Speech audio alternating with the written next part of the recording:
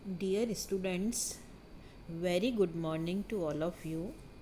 Today we will discuss the organo zinc compounds, formation, chemical reactions, and its uses. Now, what are organo zinc compounds? Organozinc compounds in organic chemistry contain carbon to zinc chemical bonds.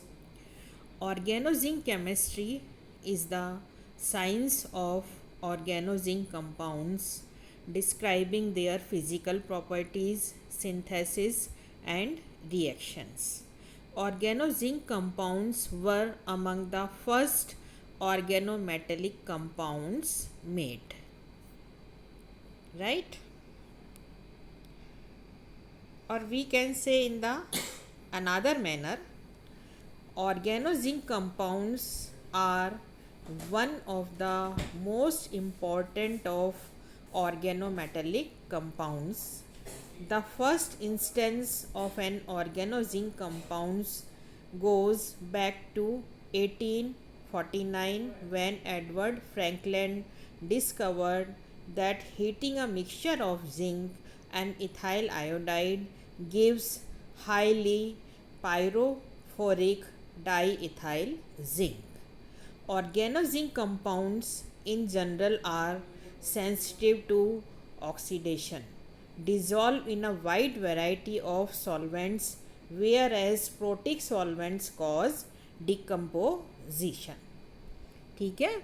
Carb zinc यौगिकों का सबसे पहले निर्माण 1849 में Edward Frankland ने किया था. और ऑर्गेनो जिंक या कार्ब जिंक यौगिक दो प्रकार के होते हैं. पहला है डाईएल्काइल जिंक ZnR2 और दूसरे तरह के जो हैं कार्ब जिंक यौगिक एल्किल जिंक हैलाइड RZnX और इनको हम फ्रैंकलैंड अभिकर्मक के नाम से भी जानते हैं. ठीक है. Now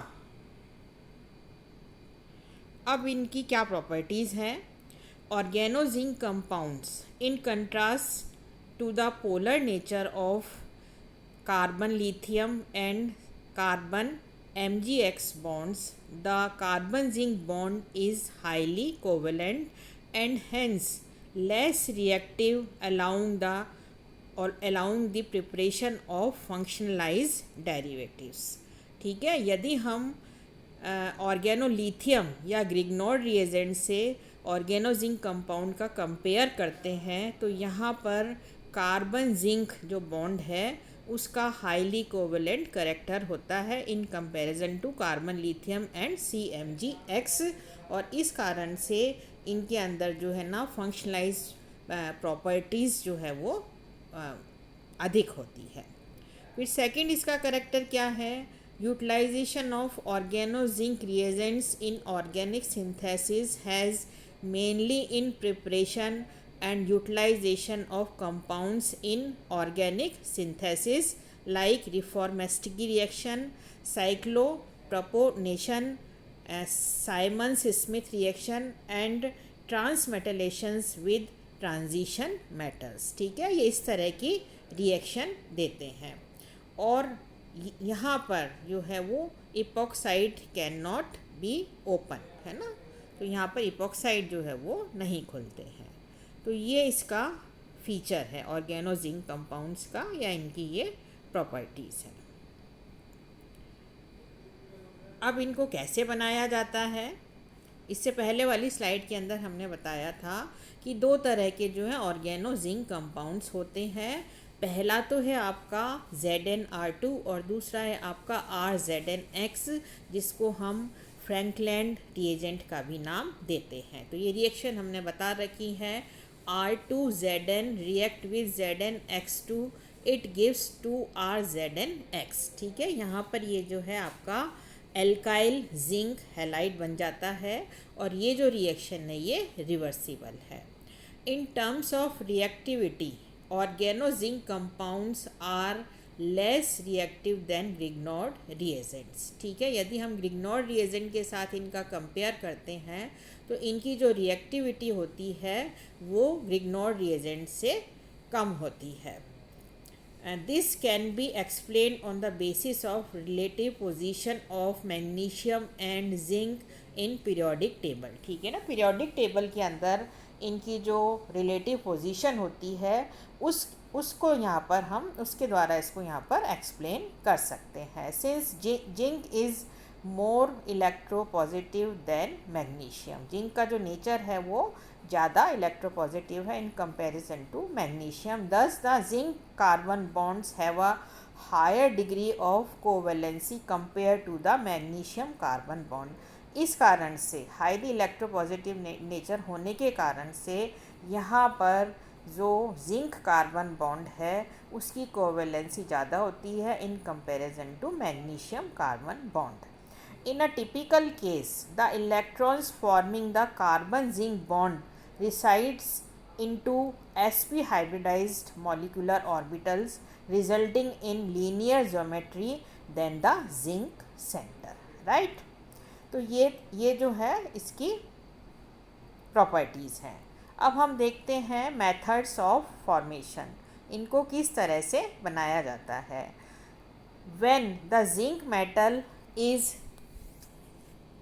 treated with alkyl iodine in the presence of carbon dioxide, then there occurs the formation of dialkyl zinc organometallic compounds। First reaction के अंदर बता रखा है कि डाई इथाइल आयोडाइड की रिएक्शन जिंक के साथ करवाई जाती है in presence of carbon dioxide. It gives C2H5IZNI।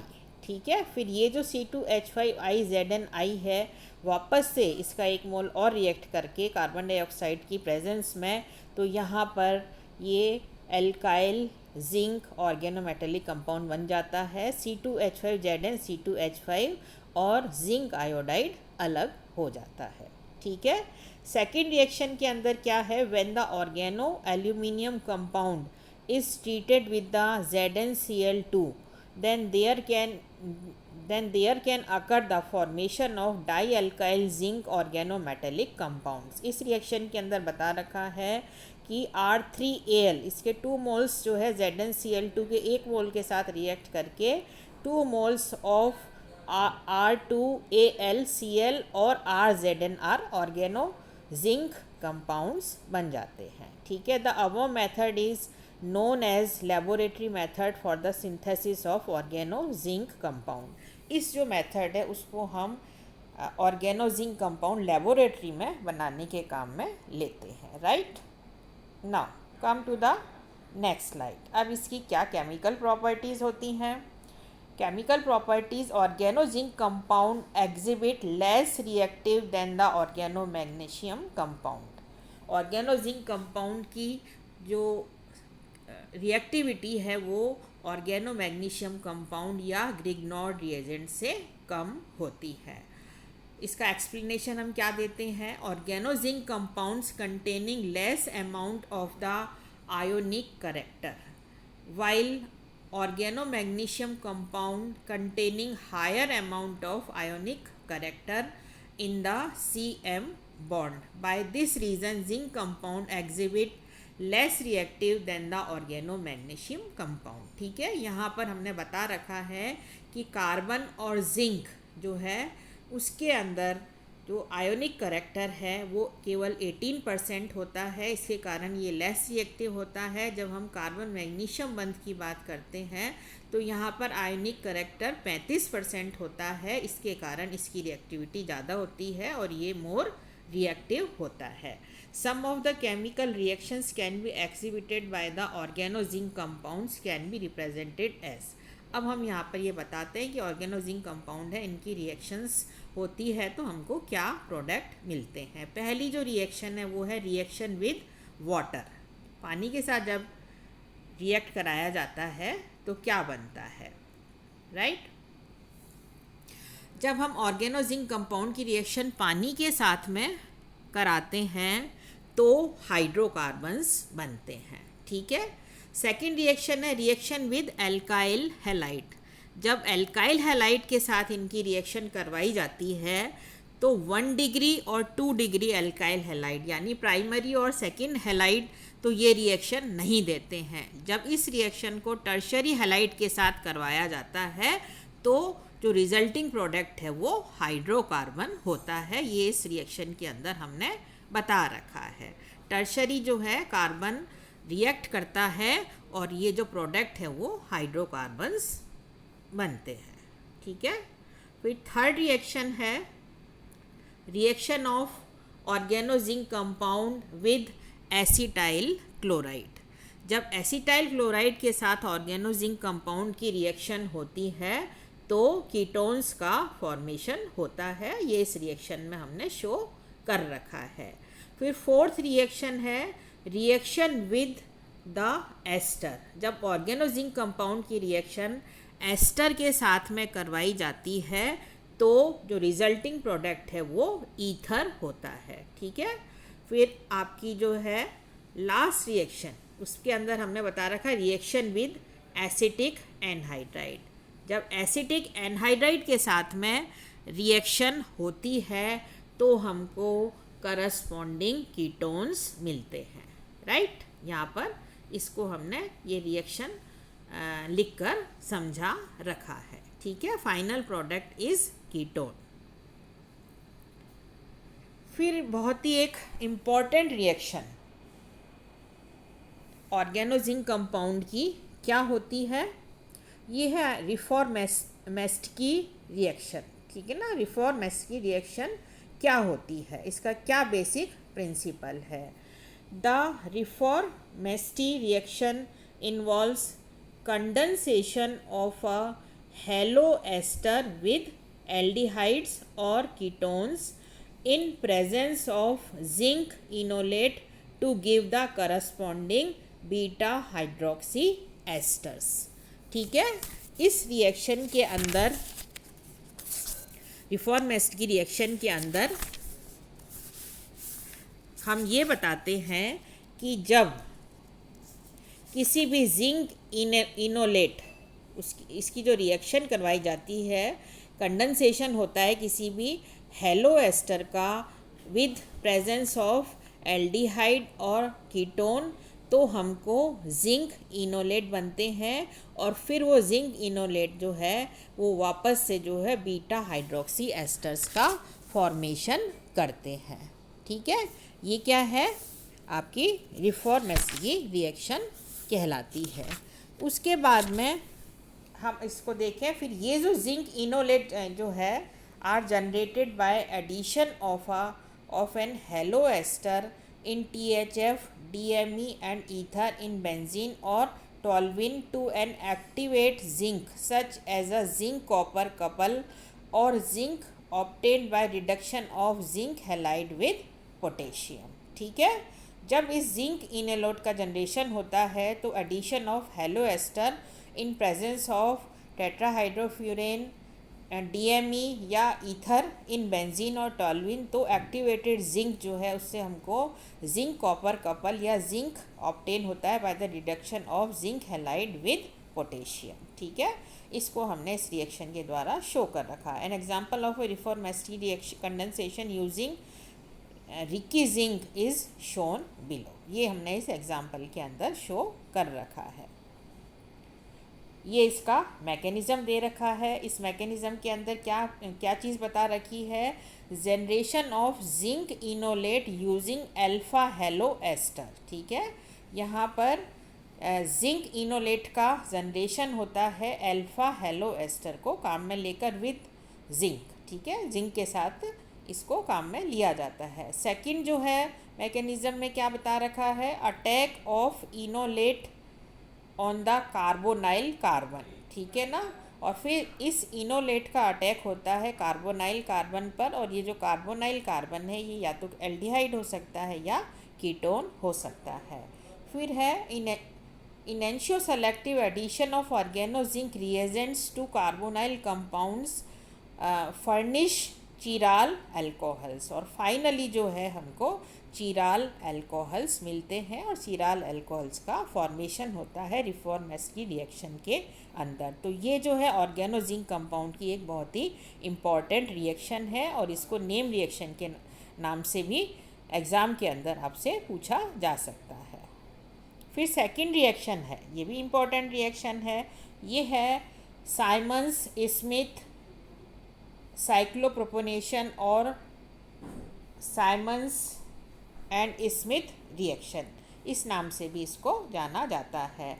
क्यों इसको साइमंस रिएक्शन कहते हैं? In 1958 Simmons and Smith reported that treatment of a zinc copper couple with diiodomethane in ether produces a reagent that adds to alkene to form cyclopropanes। ठीक है, इसकी सबसे पहले जो डिस्कवरी है वो साइमन और स्मिथ ने 1958 में की थी।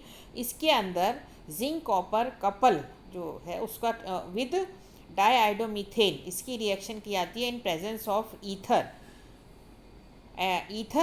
Then add alkenes. जब एल्कीन्स को ऐड किया जाता है तो फाइनली जो प्रोडक्ट है वो हमको साइक्लोप्रोपेन मिलता है। और फिर फर्दर जो है इसकी रिएक्शन होती है the cyclopropanation reaction of a simple alkenes appear to proceed via stereospecific syn addition to a zinc carbenoid carbene like species to the double bond without the involvement of a free carbene, और यहाँ पर zinc जो iodide है वो निकलता है। ठीक है, तो ये जो रिएक्शन है ये क्या है? स्टीरियो स्पेसिफिक सिन एडिशन का एग्जाम्पल है और ये भी एग्ज़ाम के पॉइंट ऑफ व्यू से बहुत इम्पॉर्टेंट रिएक्शन है। ठीक है, अब इस रिएक्शन की क्या कैरेक्टरिस्टिक फीचर है? The synthetic utility of the reaction stems from the following characteristic. पहला क्या है इसका? स्टीरियो स्पेसिफिसिटी है। सेकंड है tolerance of a variety of F functional groups such as Cl, Br, OH, OR, COR, C double bond O and Cn। ठीक है, ये सब जो है इसके अंदर वैरायटी ऑफ फंक्शनल जो ग्रुप्स हैं उसकी जो है टॉलरेंस को बताते हैं। The scene directing effect of hydroxyl and their and ether functions. ठीक है, नेक्स्ट है इसमें chemoselectivity. Zinc carbenoids are electrophilic and react chemoselectively with the more nucleophilic double bond in dienes and polyenes. ठीक है, ये हमने इस reaction के अंदर शो कर रखा है।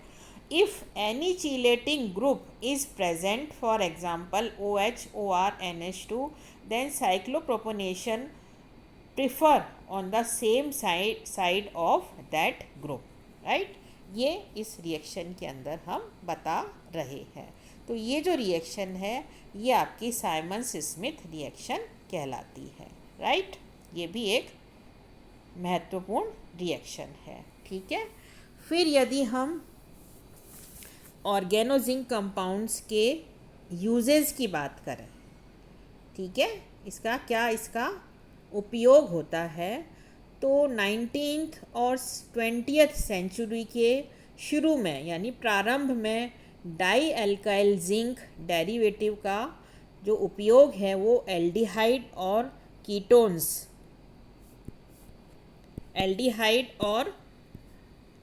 कीटोन्स को अल्कोहल में परिवर्तित करने के काम में लिया जाता था। लेकिन जब ग्रिग्नॉर्ड रिएजेंट की सिंथेसिस हुई तो इसका जो उपयोग है वो काफ़ी कम हो गया। इसलिए जो है आजकल जो है अल्कोहल की सिंथेसिस के लिए हम ग्रिग्नॉर्ड रिएजेंट को काम में लेते हैं। और वैसे इसके काफ़ी जो है वो यूजेस होते हैं फिज़िकल साइंसेस के अंदर। आजकल काफ़ी जो रिसर्च हो रही है NMR के अंदर भी जो है हम इनको काम में लेते हैं और इनको हम कैटलिस्ट के रूप में भी काम में लेते हैं। इनके बायोलॉजिकल और एग्रीकल्चरल जो है काफ़ी यूजेस हैं, इंडस्ट्रीज़ में हम इनको काम में लेते हैं। तो इस तरह से जो है वो ऑर्गेनोजिंक कंपाउंड की काफ़ी यूटिलिटी है। Thank you very much students.